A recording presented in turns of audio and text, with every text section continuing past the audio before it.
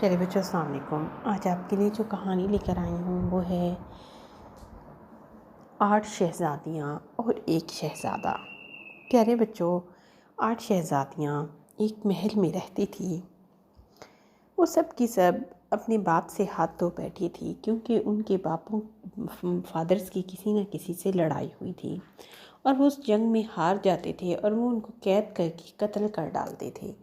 اب وہ سب شہزادیاں ایک محل میں رہتی تھیں، اپنی زندگی ہنسی خوشی گزار رہی تھی۔ سب ایک دوسرے کی مدد کرتی تھی اور مل جل کر کھانا پینا، پارٹیز فنکشن میں انجوائے کرتی تھی۔ ایک دن انہوں نے بہت سوچا کہ کیوں نہ ہم ایک بہت بڑی پارٹی کریں جس میں ہم تمام ملکوں کے شہزادوں کو بلائیں اور پھر اس طرح وہ کسی نہ کسی شہزادے سے اپنا شادی کریں گی اور اپنے گھر بسا لیں گی۔ ایسے ساری زندگی اس محل میں بیٹھے رہنے سے ان کو کیا ملے گا؟ جو ان کے ساتھ ہونا تھا وہ تو ہو گیا۔ اب یہ سب سوچنے کے بعد شہزادیوں نے ایک بہت بڑی پارٹی رکھی جس میں انہوں نے سب نے مل کر ڈانس کیے اور لوگوں کو اچھے اچھے کھانے سرو کیے، اور بہت سے لوگ شہزادیاں اور شہزادے وہاں تشریف لائے تھے جو سب ان کے دوست اور ملنے جلنے والے تھے۔ اب ایک شہزادی کو ان میں سے سب سے بڑی شہزادی جو تھی وہ پسند آ گئی اور اس نے شہزادی سے کہا کہ وہ اس سے شادی کرنا چاہتا ہے۔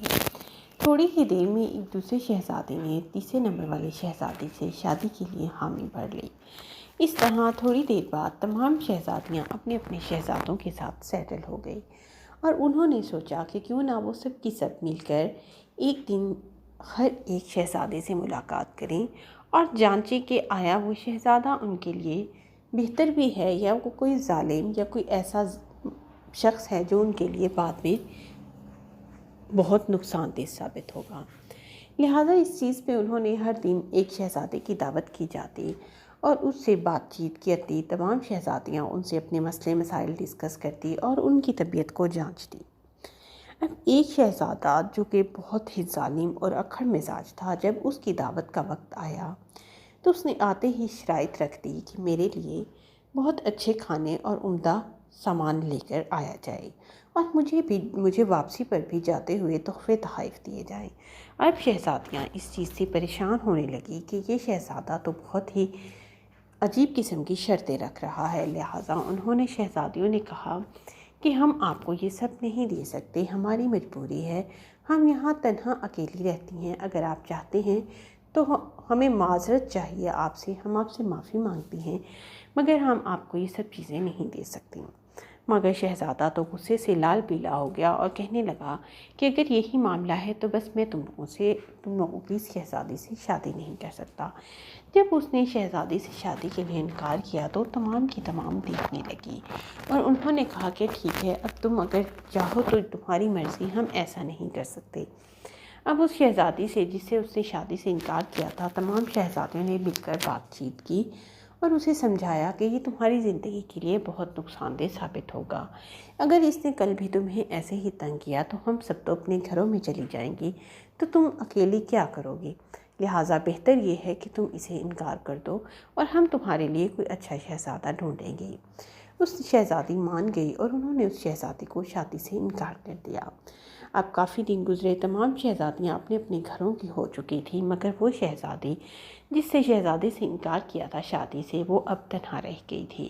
مگر تمام شہزادیوں کو اس کا احساس تھا۔ وہ تھوڑے ہی دن بعد آتی تھی اور سب کی سب اس کے لیے کسی اچھے شہزادے کی تلاش میں تھی۔ وہ سب گھر آتی تھی، اس سے ملتی تھی اور اس سے تسلی دیتی تھی کہ ہم تمہیں جلد ہی اپنے ساتھ لے جائیں گے اور تمہیں اس اکیلے پن اور بوریت سے بچائیں گے۔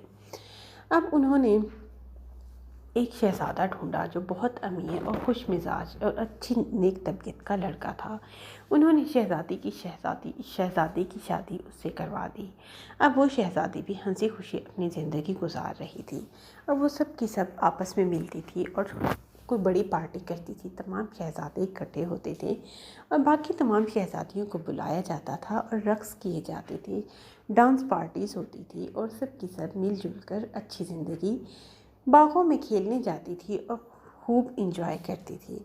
یہاں پیارے بچوں، آپ کو میرے چینل کو سبسکرائب کرنا ہے اور بیل آئیکن کا بٹن ضرور دبانا ہے۔ تھینک یو، اللہ حافظ۔